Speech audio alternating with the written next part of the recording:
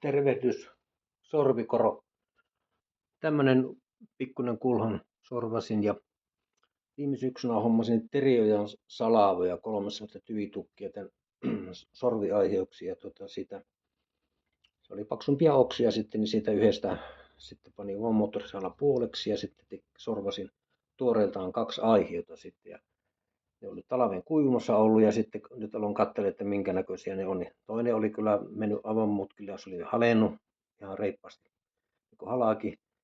Toinen sitten oli sillä, että se oli tämmöinen, kun tässä näkyy tämä aihio, mistä mä torvannut. Siinä oli tuo ei oksa, vaan tyvi tai sydänpuu menee tuosta noin.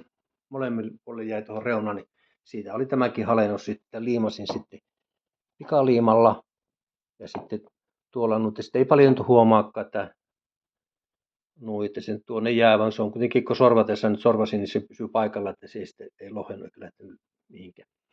Sen verran se oli kyllä mutkilla se kuppi, että mä toiseen reunaan sorvasin tuolla, että se vähän niin kuin epäkesko sorvaus, että se on tuolta näkee, että se onkin vähän paksumpi ja tuolta sitten ohkaisempi, eli täältä päin oli enempi oli mennyt sitten se mutkalle tuolla, niin sitten sai kuitenkin sorvattua, että sai tämmöisen kupin muotoisen hyvin elävä näköinen, tosi hieno näköinen.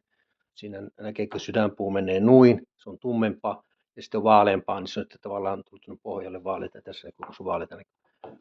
Sitten näin. Tuohon sitten polttokynällä teki tuommoista logoa, hommaa vähän suunnittelin, eka kertaa teki. Se on vähän tuommoisella melko paksu terä oli siinä, että niistä varmasti, jos on vähän ohkaisemmin, niin saa semmoisen hienommankin sitten vaan. Tämmönen tuli.